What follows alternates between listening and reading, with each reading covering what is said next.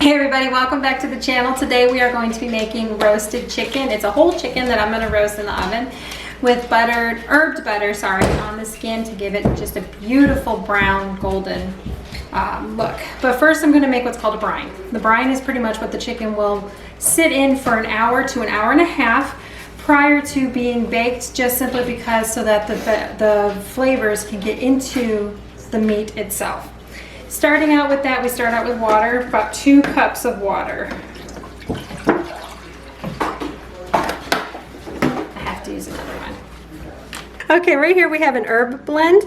This is thyme, this is sage, and this is rosemary. I'm just gonna go ahead and put these into the water.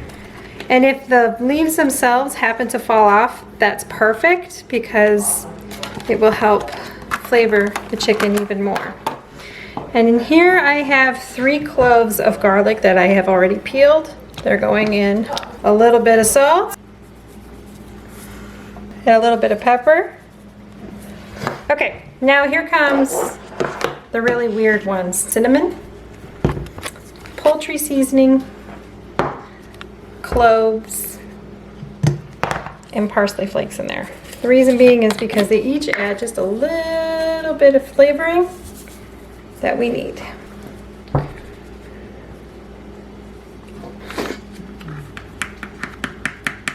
Now I like to add a lot of poultry seasoning just because it's one of the biggest flavor boosts you will get. Chicken broth. Always, always, always use chicken broth when I make chicken because it's just a little bit extra flavor. We put about a cup of that in. The only thing that's missing is sugar. Sometimes I use brown, sometimes I use white. Today we're going to use white. For the white sugar, we put almost 1/3 of a cup. Okay, so here's your concoction. This is what it looks like. Putting it on the stove now. This is going to boil. Once it comes to a boil, I will remove it from the heat and then pour it over ice. So this is a 4-pound chicken. It's big enough for the 5 people in my family. These are the gizzards and the heart and the liver, and sometimes you can find the neck in there too. The reason why I'm cleaning up the chicken is for 2 reasons. Just in case there's any feathers that have been left on, you know, sometimes that does happen. So this is done. This right here that I have is a 2-gallon Ziploc bag. And the reason for the 2-gallon is because that's what I'm also going to pour the brine into before I stick it in the fridge. Okay guys, as you can see, this has come to a rather lovely boil. It's been going on now for about 2 minutes. I'm going to go ahead and get some other stuff taken care of real quick before we get that started. So I've got a lot of ice in here to cool this off. What was the point of boiling it if you can cool it off afterwards? Okay, when we boil it, what it does is all the flavors will come together better.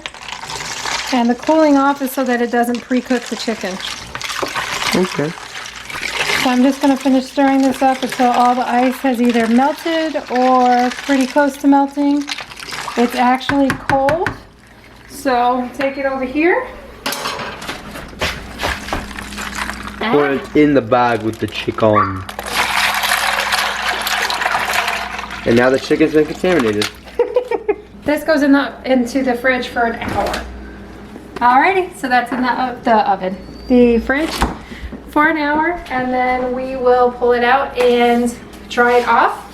Add the butter, the herbed butter, and we'll go from there. So we'll see you guys in a little bit. Alrighty guys, welcome back. So it's been about an hour and I want to say maybe 20 minutes since I put the chicken into the brine. What I'm fixing to do now is go ahead and make a clarified butter or a ghee herbed butter to put onto the chicken itself. Sorry about the camera getting jostled about, Chance's trying to get attention. So pretty much what I'm doing is the exact same herbs that I put into the brine, I'm putting into the butter. So right now I'm ripping apart the rosemary to cut it up. Taking just a couple of minutes. And again, I have thyme and I have sage. I'm also putting some parsley in and some onion and garlic powder as well. I use the powder in the butter just simply because it seems to work better, in my opinion. Isn't as hard to use. I've already taken the chicken out of the fridge just simply because I wanted it to try to get some of the chill off of it, because like I said, it'd been in there for an hour and the water itself that it was sitting in was very cold because it was ice. Okay, so pretty much what I'm going to do now is I'm just going to run my knife through all these herbs, get them down to a smaller size so that they go through the butter a little bit better, or the ghee a little bit better, I should say. And it also releases the fragrances so well. So that's the rosemary. It's been chopped up pretty well. Just stick it over into the ghee. And I melted 2 sticks of butter for this so that we would have it. And now we're going through the thyme, just a really rough chop through the thyme. For the last herb, we've got the sage, so we've got the thyme and the rosemary already in the ghee here. And this is going to be sage. We're just gonna julienne it really, really, really thin without chopping off my fingers. Paper thin. And then come back through. And you want to make sure that the knife you use when you're doing the sage itself is extremely sharp, because you don't want to bruise it. You want to actually cut it. Okay? So that is all the fresh herbs in the ghee. Next we're doing garlic powder.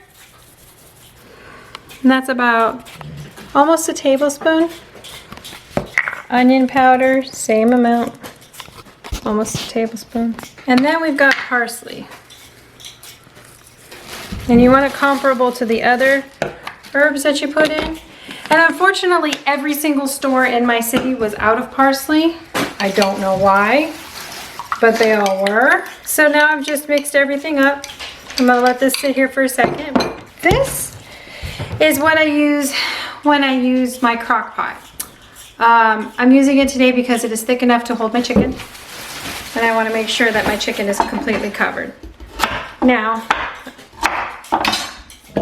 I don't like my chicken to be on the base of this,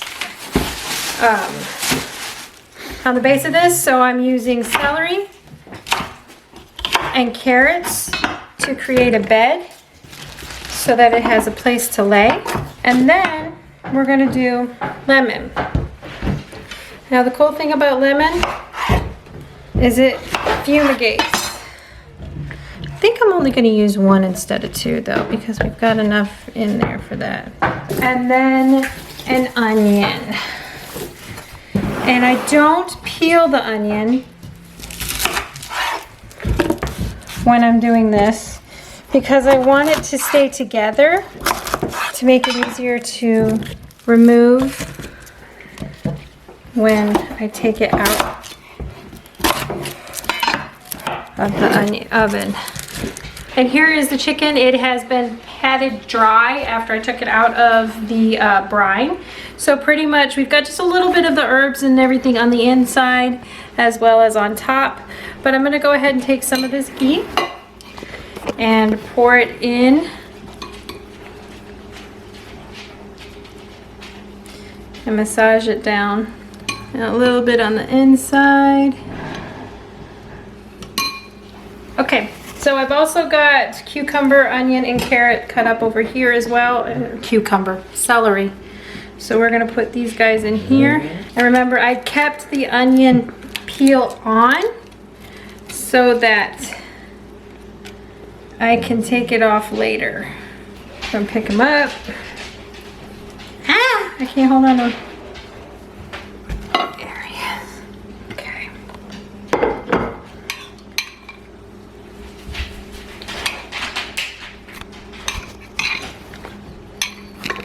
Now the reason why I'm spreading the butter or the ghee over the top like this is so that the skin itself cooks up nice and crispy. It will help it be a little bit more crispy than normal. Alrighty, so pretty much what I'm gonna do after this is, I'm just gonna dump the rest of this. Alrighty, so pretty much what I'm gonna do after this is cover it with foil, stick it in a 350-degree preheated oven, that's Fahrenheit. Leave it in there for an hour to an hour and a half. Alrighty, so this has been in the oven now for 45 minutes. I'm gonna go ahead and remove the foil and check it out to see exactly what it looks like. Ooh. We still have some time it's got to cook. Looks really good. What I'm gonna do now is stick it back in the oven, and that way we're gonna cook it for another 15 minutes. This way this gets crispy and it's nice and golden, and everything else is taken care of where that's concerned. All right, you guys, so the chicken has been in the oven now for 2.5 hours total. We're gonna go ahead and pull it out. It is completely done and it looks absolutely beautiful. You see all the beautiful brown we've got going on there? So now what we're gonna do is we're gonna cut this beautiful bird. That looks so beautiful, you guys. That looks absolutely epic beautiful. And the skin is extremely crispy. Oh, perfect. All right, let me get a plate. We'll get this plated up. Woo, make a mess while you're in it, Rachel. I'm a very big white meat girl. I'm not a very big dark meat.